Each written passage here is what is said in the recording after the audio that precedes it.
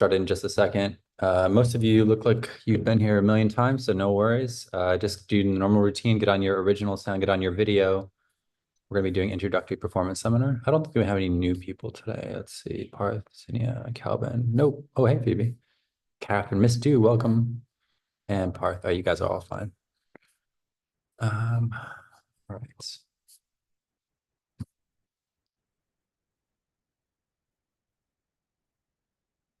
Let me go ahead and take attendance.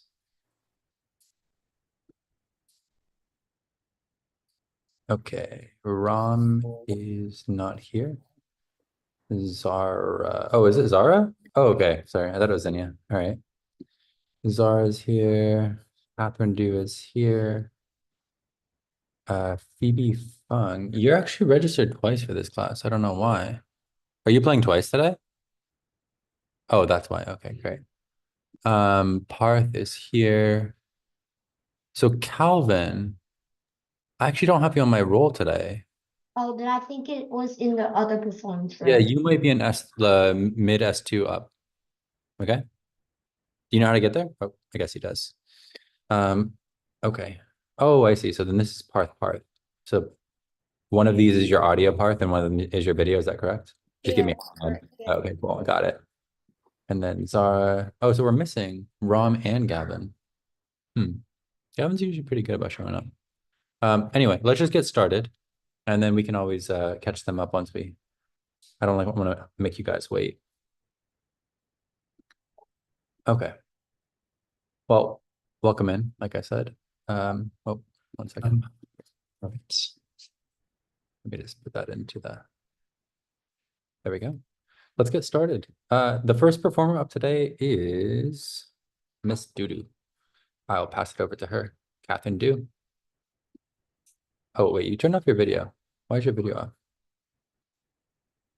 Your video is off and you're muted. Thank you. All right. Whenever you're ready, you can announce your name and piece. My name is Katja. I'm going to be playing Snowflake Rag.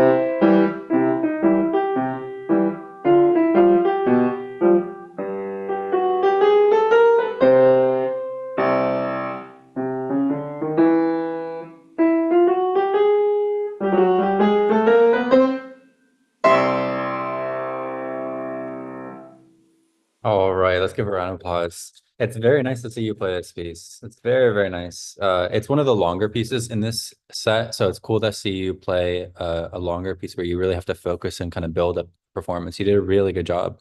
Was that memorized? No, right? You're still reading? I can memorize it, but I didn't do it memorized. Got it. Okay. Well, you should have done it memorized, but the reason why I said that is because I would have given you honors if it was, but it's not, so you don't get it today. But maybe next time. You can always do it again next week. All right, let's move forward to Miss Phoebe. And I saw your note, Catherine. All right, let's pass it over to Phoebe. Hi, my name is Phoebe. I'm going to play Dinosaur Stomp.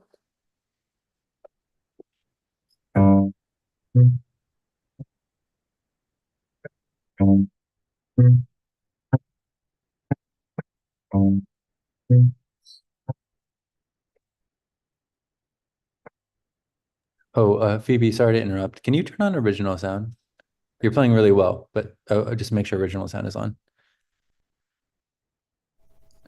All right, go ahead.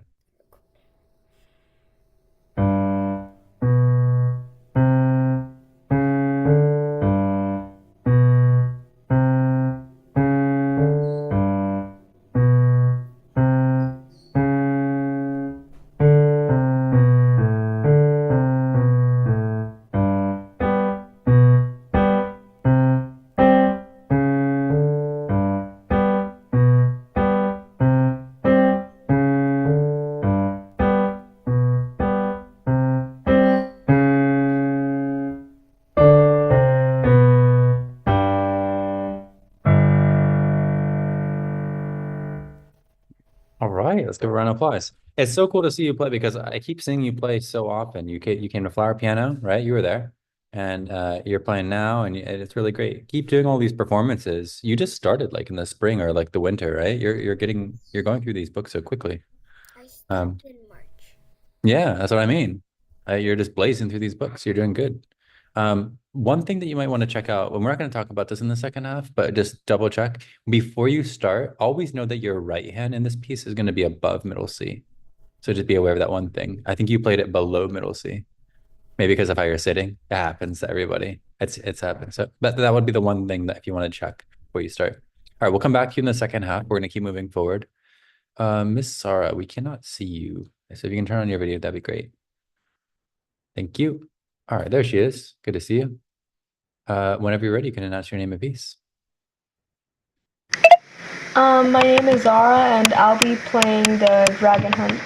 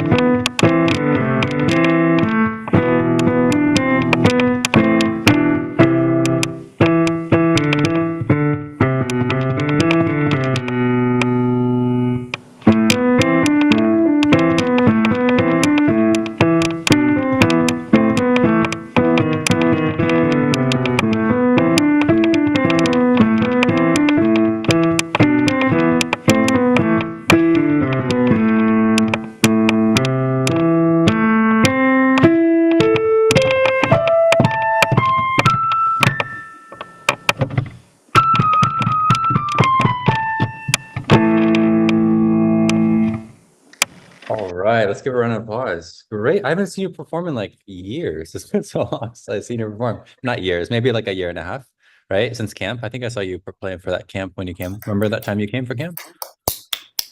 Yeah, you've come along really, really well. So yeah, you and your teacher are doing great together. This is great. We'll talk about how to make it better, even better in the second half, but really good job. You and Miss Kailani, you're with Miss Kailani, yeah, are doing great together. Okay, good. We got one more performer here, so everyone hold on. We got one more performer, and then we're gonna go to the second half. Let me pass it over to Mr. Parth. Whenever you're ready, you can announce your name and piece. Okay. Hello. I'm Parth, and today I'm going to be playing The Fly's Adventure. Yeah, let's start.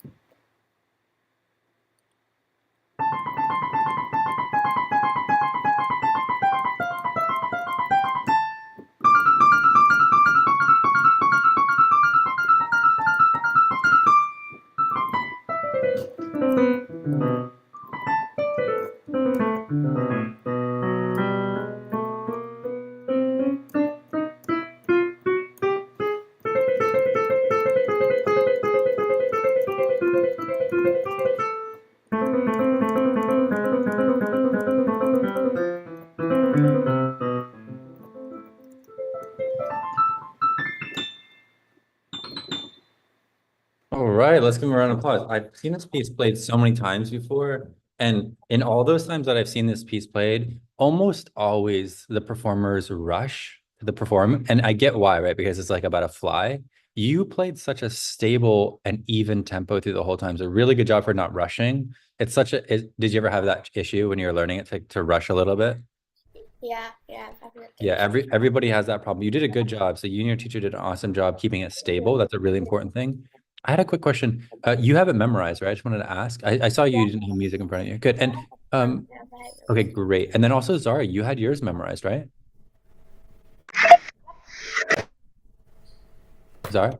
Yeah, I had it memorized. Okay, great. Just confirming. Okay, second half of class here, ladies and gentlemen, the better half of class. Let's get into our learning portion here. We're going to start back with Miss Catherine. And the first thing I want to ask you guys, and we're going to be working together as a team. We're going to be talking today about movement, as most of you know. I want to be able to label all of these movements. So if you don't know these movements, this is where you'll learn. Now, not Catherine, because it's your piece, but can anybody else name this movement that she does in her right hand here? And you can try it. Your thumb starts on E, just above middle C, and then something happens. And then you have your thumb on E and again. What is this movement called? She's like, I really want to answer this because I know the answer. Well, unfortunately, you can't. Here's your piece. Anyone know? Across, Somebody said part of the answer. like across, like you put your thumb under your index finger. No. Wait, you put your thumb under your index finger. That would be a cross under, right? But try this. Play this actual part. This is not a cross under.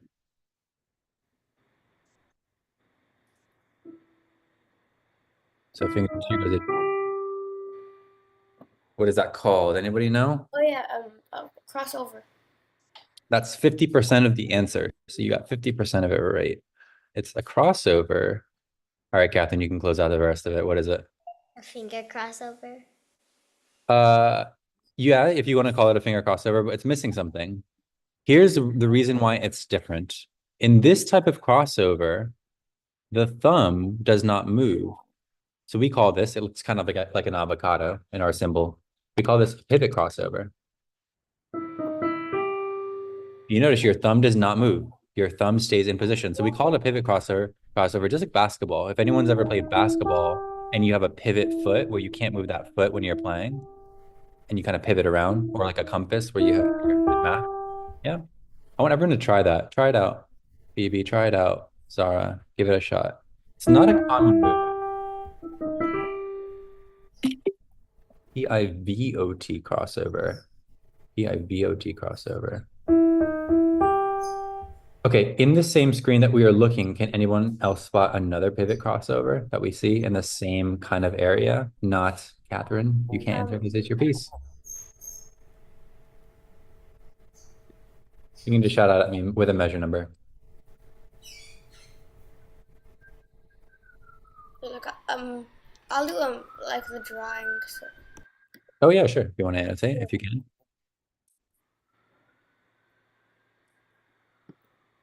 Yes, very good. And this is the other pivot crossover. So Mr. Parth found it. Good job, Parth. This is the other pivot crossover right here. The difference with this pivot crossover is because you shifted your hand.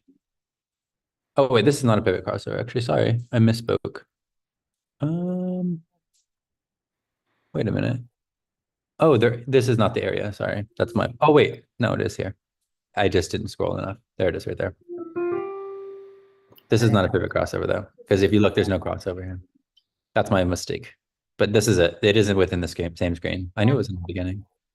Okay, what about, no worries. What about this next part here? One more thing before we move on to the next person. What's the name of this move from this position to that position? So put finger two on F. You can kind of play this. There's a move that needs to happen right in that measure, right? And she's like, I want to answer so bad. It's such an easy question. What's that called? Stretch. Oh, you said it. What was that? Stretch. Yeah, it is a stretch. Very good. And what type of stretch is it? Giving you guys like slightly harder questions today, since all of you guys are getting the answers. Where's the stretch happen? And the stretch happens between the lower two fingers, right? 1 and 2. So we call that a pinky stretch. You want to be specific? Actually, this is not a double, it's just a single. Okay. All right, good. So we got that first thing. Let's just talk about the next part. So let's go over to Phoebe's piece. Now, Phoebe's piece, she did have, excuse me, she did have some movements. And Zara, we can't see you, by the way. So just keep your screen on because I want you to participate. It's not just a class where we play and then we run away. But that would be kind of fun if we had a class like that. Just run away. I guess it'd be like a Halloween class. All right. So what is the move that happens right here? And they kind of give us a circle around the finger number. What's the name of that movement where you have to do something with your hand?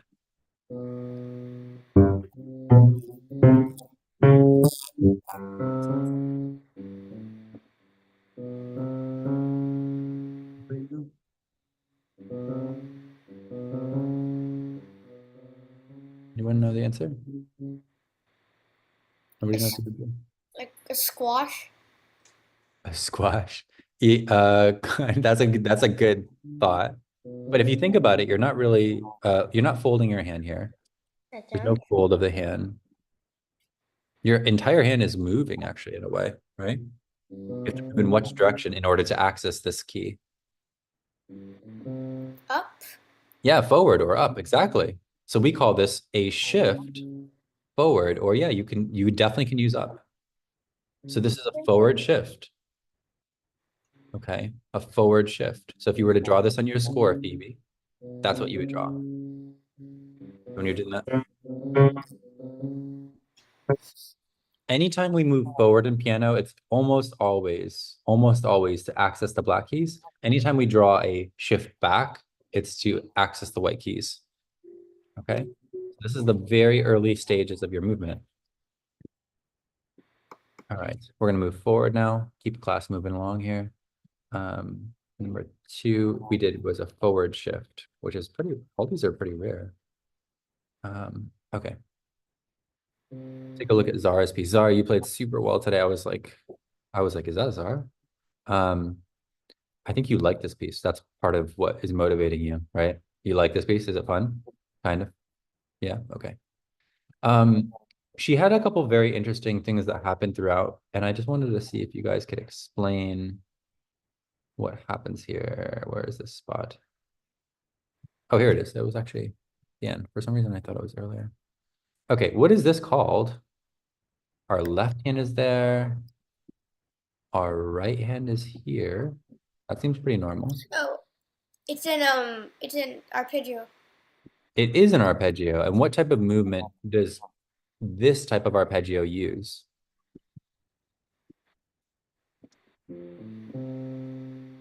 We talked about 50% of the answer earlier today.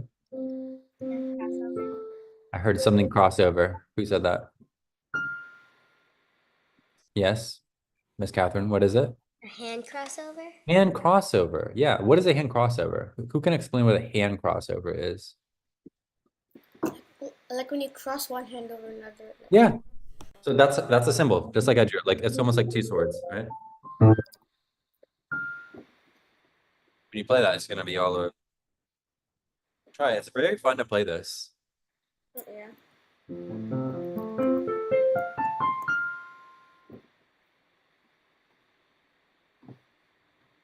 Everyone should try it. Give it a shot. When you're playing, you can kind of do this, right? You kind of work through that whole position. I want everyone to try it. It's kind of a fun thing. It makes you feel like you're super good at piano because you're like playing all of these notes very fast. But all of the notes are the same. It's A, E, A, C, E, A, C, E, A, C, E, A, C, E, A. It's just the same notes over and over again. It's just a big pattern. Yeah, somebody's doing that here.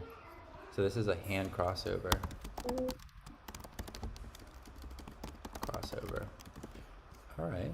And we got one more performer today, which was Mr. Parth. Parth, really, really good job. It's actually very super impressive what you did today. I always get frustrated with this piece because everyone always rushes because they're like, oh, but it's a fly. It should be fast. I'm like, no, fast, but even, as they wrote here. And you did such a great job of keeping it steady. Let's take a look. He has some of these look, he has that same thing that happens here. Not exactly the same. One of the movements here, this is it. So we talked earlier about crossover and pivot crossover and hand crossover, and all of these overs.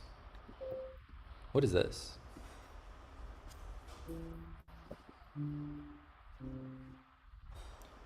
Two questions here. First question is, what type of scale is this? Second question is, what's the movement Chromatic. that happens? Ooh, very good answer. That's a fancy answer. That's exactly right. What does chromatic mean? Like you're not skipping any keys. Say that one more time. Like you're not skipping any keys. Like You're not skipping any keys. Well, actually, you're correct. But what's an even more specific answer is that the chromatic scale, chromatic, the word chrome or the sub chrome means color. I don't know if you knew that. And so the reason why we call it a chromatic scale in music is because it represents all the array of colors that we have in piano. So it shows the full amount of notes that we have, or full amount of colors that we have in piano. So chromatic scale or color scale. And the other thing that's interesting about this is that it includes a lot of cross unders. So anytime you have a chromatic scale, you do just a ton of cross unders or crossovers if you're coming down. I want everyone to try it. So it starts from the F sharp just below middle C.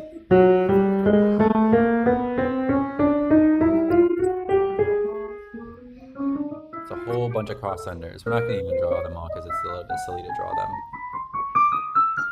Cross under. Yeah. You can do all the way up your piano. Cross under, etc. You guys get the idea. I'm not going to do everyone. Okay.